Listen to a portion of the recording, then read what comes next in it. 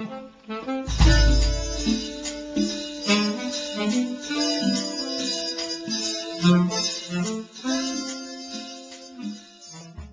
know, making this film was really like, you know, making a film with your friends and your family, you know, and everybody's ready to get up and start shooting at the most bizarre hours, whether or not it's on a call sheet.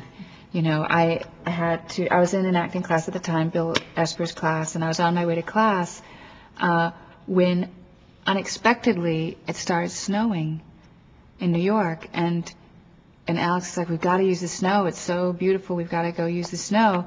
And so I ditched my class, and my character was supposed to have long hair, and my hair was pretty short at the time. I hadn't gotten the extensions put in for the character yet, but I said, oh, you know, if I put it up, nobody will ever know, you know, how long or how short it is.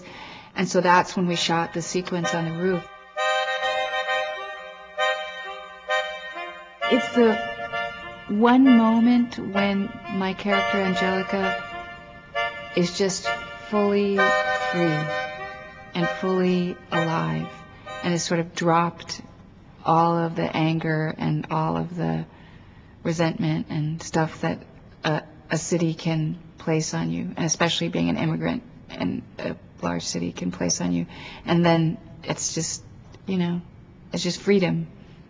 It was just total freedom. I think that's for me why that sequence on the roof is so lovely. Steve is just so full of life and so excited about life and about making films, and that it's infectious. And he and Alex work so well together. They're a very, very good team.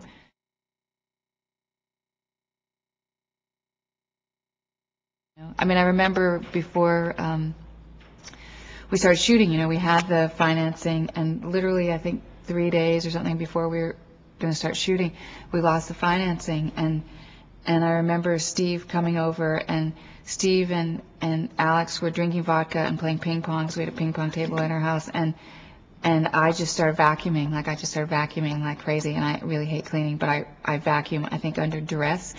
And they were trying to figure out a way to put the financing back together, and Alex did within 3 days, pretty much. Is that true?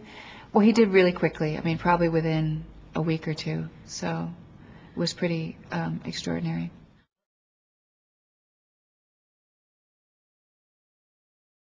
Because he's the writer, he has the blueprint in front of him, but he's not somebody who needs to control everything. He knows that whether it's intellectually or instinctually, that you have to go jump off the cliff now, and he does it so willingly. It's not something that he thinks twice about, and he will ask other people their opinions, though it's always clear on the set that he's the captain of the ship. I mean, it's, you know, you feel in his life, I think that he carries certainly the most authority when he's on the set. He feels so at home on the set. You know, he's just completely in his element, I think, when he's on the set. When he's writing, it is maddening to be in the house, because he's constantly rewriting and asking you to read it. And if you're not laughing hysterically within 2 words, like he thinks something's wrong with it, and you just try to explain, you know, can you let me get past the first paragraph so I can really give you my comment? So he's very dedicated at writing and rewriting and making sure that everything is truthful, and he's not married to some path that the script must take. He knows that it's an organic process, so it takes a little bit of time. But then when he's on the set, it's like a kid in the candy store. You know, he's completely, it seems like he's completely relaxed and in his element, and just fed by adrenaline. And he loves actors so much. He loves them, and he loves humanity so much. You know, it's really not about, oh, let's make this so technically interesting. Let's make this so intellectually, academically interesting. Because all that stuff falls away. And at the end of the day, I think he knows that what you have is your relationship to another human being. And that's what's interesting. And that's what makes it exciting to be alive.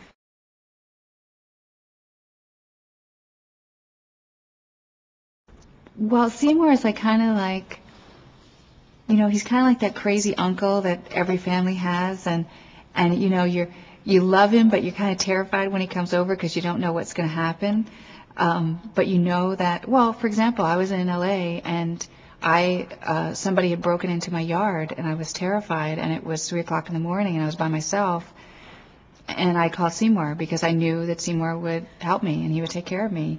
And he's the person that will embarrass you at the party by flirting outrageously with, every woman that walks by, and you just want to hide because it's just over the top.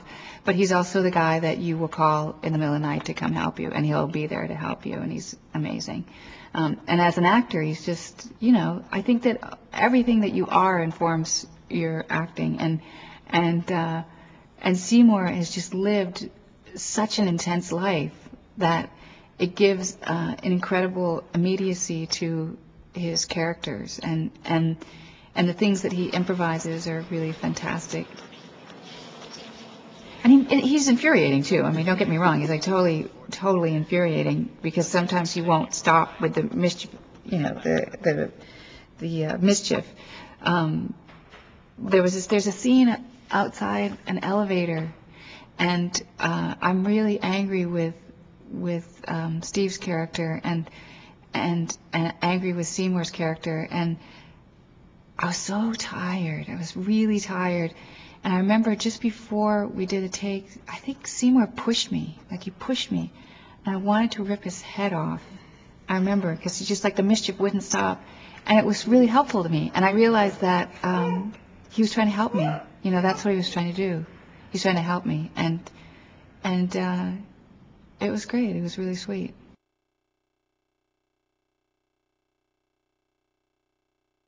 My mom, I think this is true, my mother, in order to help finance the film, gave us her pension money. She took her money out of her pension plan and gave the money for some of the financing for the film, which is an incredible gesture of good faith. Gosh, I just remembered that. I wonder if Alex has paid her back.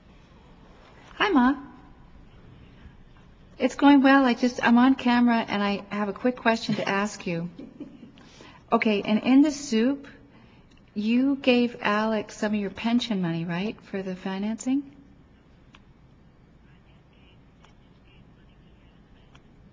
But you got paid back, right? Oh, okay. I'm just checking because I couldn't remember. I think that's Alex calling me on the other line. Hello? Okay, it's Alex. All right, so. Okay, good. All right, bye. So it wasn't my mother's pension. It was money that they had in the bank, that she and my stepfather had in the bank, and they did get paid back.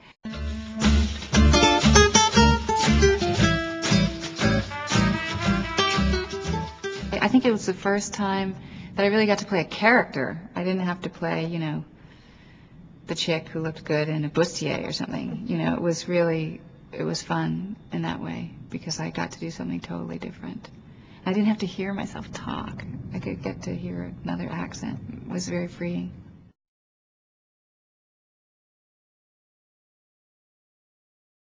It was an amazing festival. Allison Anders was there, and Robert Rodriguez was there, and Quentin was there with Reservoir Dogs, and we were there with In the Soup, and Alex and Quentin became really good friends from that festival, and Allison became friends with everybody at that festival, and these were all just people who were really excited about filmmaking.